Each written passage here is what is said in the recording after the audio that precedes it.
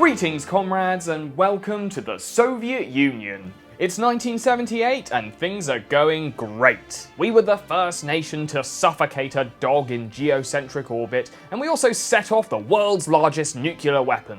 But those glory days are somewhat behind us now. Our vast empire may cover 1/6 of the world's landmass, but most of it is an uninhabitable wasteland. But hey, what the USSR lacks in beauty spots or arable land, it makes up for in fully automated luxury communism. I hope nothing ever changes. I have a reliable job working in a collective shoe factory, all the potatoes I could possibly drink, and my first colour TV. It sure beats the old one that I watched through a magnifying glass. I can now clearly see what's happening across our empire of equality, and what our especially equal leaders are up to, and more importantly, what products they deem me worthy of.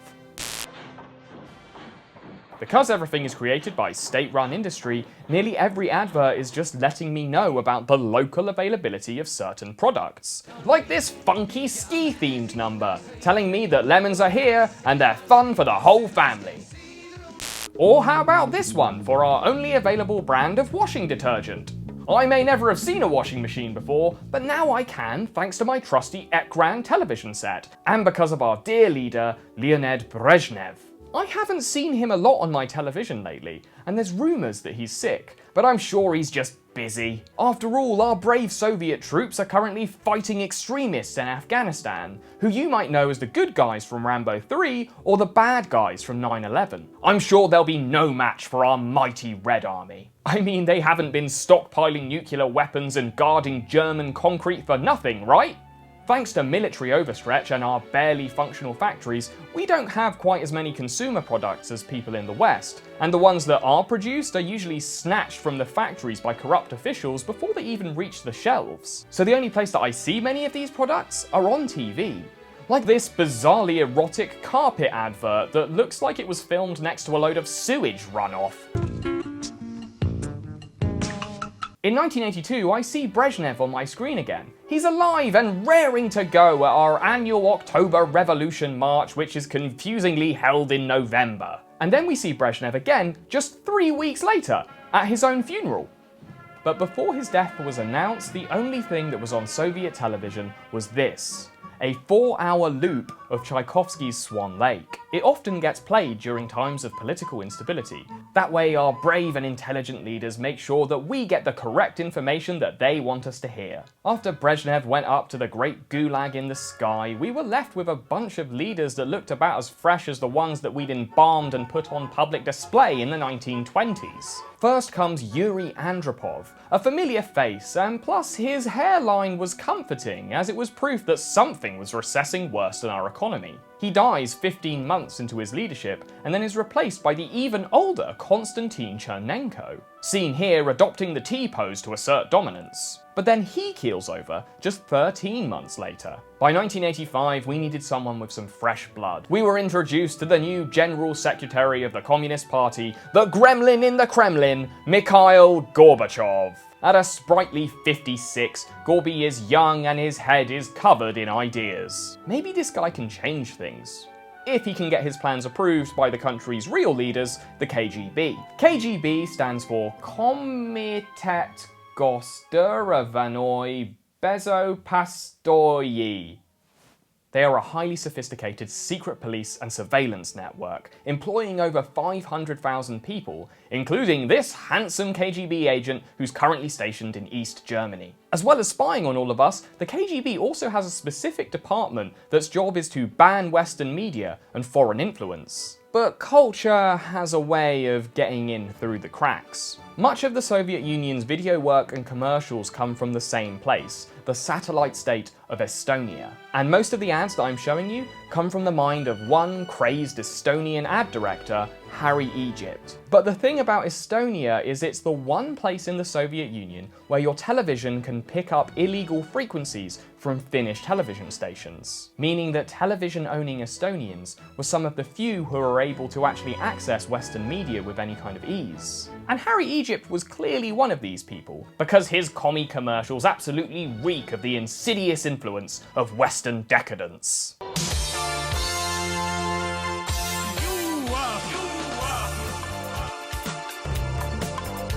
But when Harry wasn't committing blatant plagiarism, he was at the local beach picking up models for his increasingly experimental commercials. Like this one, which is inexplicably trying to sell you shoe polish. My brain, my brain, my brain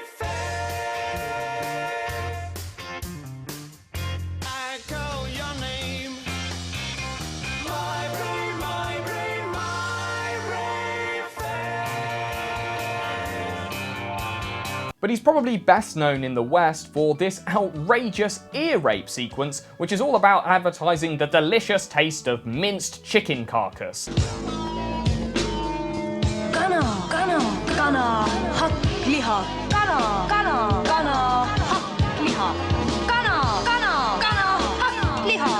Wasn't that great? And perhaps our hip young leader Mikhail Gorbachev was watching these commercials when he decided to bring widespread reform to our nation. It was already perfect, and he was about to improve it. The whole of the USSR got a light dusting of democracy, as a few party officials were directly elected for the first time. They don't have much responsibility, but they exist. And this empowers ordinary people to feel like that they can actually criticize the current system.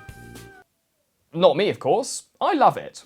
Gorbachev also allows a few foreign firms to set up business in the Soviet Union. And by 1986, I can even see adverts for that dirty capitalist swill water known as Pepsi. But I wouldn't buy it, even if I could afford it.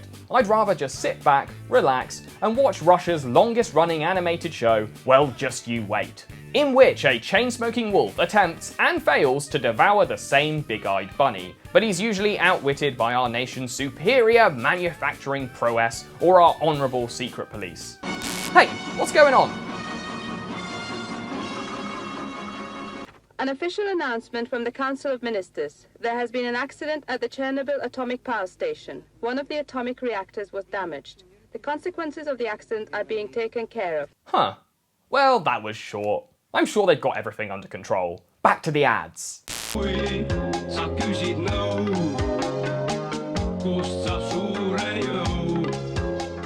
Oh, come on, that one was good. 3 days later, we're told that everything's under control, and that foreign reports of the death count have been greatly exaggerated. See? Nothing to worry about. The lesson here is that you can solve any problem if you throw enough helicopters and human suffering at it. The level of the radiation in the area of the power station and the immediately adjacent area still remains dangerous to the health of people. The highest priority task right now is to eliminate the consequences of the accident. Huh. You know, I'm starting to think these fuckers are lying to me. The Chernobyl disaster really undermined confidence in the Soviet Union, both internally and externally. On top of that, we're still fighting in Afghanistan. Apparently someone armed those extremists with a bargain bucket of anti-aircraft missiles. And now I think about it generally, this whole communism thing is starting to look a little creaky. I watch commercials for cars and speedboats that I'll never be able to afford. I don't really feel like going to work, and a lot of people agree with me. I'd rather just sit back and watch TV. And there I can see that some of my countrymen are being a bit more proactive. Because, I mean, if you're not working, I guess you might as well be protesting. There are strikes and demonstrations across the Soviet Union, especially in the Baltic states like Estonia. But unlike our previous leaders, Gorby isn't as enthusiastic about transforming protesters into a cloud of pink mist. With uprisings going conspicuously uncrushed, people are emboldened. On TV, I even get to see someone directly heckle Gorbachev. Yo, fuck 12, fuck the KGB. And I'm also seeing a lot more of this guy, a barely functional alcoholic known as Boris Yeltsin, who now holds public office in Moscow. He doesn't have much real power, but that's probably a good thing because he's always about 2 bottles deep. But I like what this Boris has to say, and so do a lot of people, including these guys. In the same year that the USSR triumphantly retreated from Afghanistan, it also shrewdly decided to let protesters tear down the Berlin Wall. And we're all pretty much glad to see it go. That thing was an eyesore. It was also really expensive to run. And, you know, freedom, openness, blah blah blah, whatever. After being drip-fed capitalism for the better part of a decade, we were ready for the all-you-can-eat buffet. Moscow got its first McDonald's in 1990, and it drew crowds that we hadn't seen since that morning's breadline. But the boys over at the KGB weren't as excited about all these reforms. They started seeing their central power getting sapped away, and they blamed Gorbachev. Hey, and maybe they had a point. Maybe we were all a little overstimulated from all these new products, and to be honest, that chicken advert probably didn't help. Maybe what we all needed was another continuous loop of Swan Lake. This is what is playing on every television in the Soviet Union, as the KGB and the Red Army do what Russia does best. A good old-fashioned coup. They join forces specifically to take us back to the glory days of gulags and gout. When the news returns, Gorbachev is nowhere to be seen, and it's pretty difficult for the newsreaders to pretend everything is normal when there are hundreds of tanks rolling on Red Square. When our new leaders show themselves, they look like a bunch of grey-suited clones. They tell us that Gorby has come down with a nasty case of flu. No one takes these people seriously. They're anonymous. They're nobodies. I haven't seen them on my TV before, but I have seen this guy. On the day of the coup, Boris Yeltsin sobered up for long enough to jump on a tank in Red Square and give a rousing speech. Изоляции Советского Союза от мирового сообщества. Все это заставляет нас объявить незаконным пришедших. He calls for an open-ended general strike to protest the coup, which suited me because I stopped going to work years ago. Just 3 days later, the coup fails. Gorbachev is back and he's appearing alongside Yeltsin. But everything is different now. The center cannot hold. On Christmas Day 1991, it's over. Despite all his reforms, Mikhail Gorbachev resigns from office in disgrace. But he does get to live every underappreciated worker's dream and set fire to the whole place on his way out. He announces the dissolution of the Soviet Union and the rise of the Russian Federation. The Soviet flag is lowered from the Kremlin for the last time. I watched this ritual on TV and it's strange to outlive the country you were born into. Like watching the walls of your childhood bedroom dissolve into air. Surely, after this, nothing can be the same.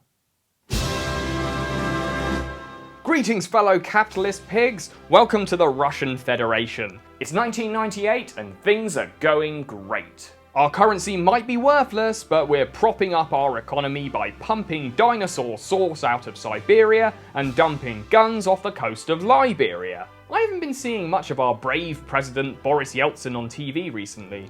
There's rumours that he's sick, but I'm sure he's just busy. The last time I saw him, he was getting loaded with some American pervert. Even the KGB got into the capitalist swing of things. Doing a successful rebrand in the mid-90s, they're now known as the FSB and are led by this guy.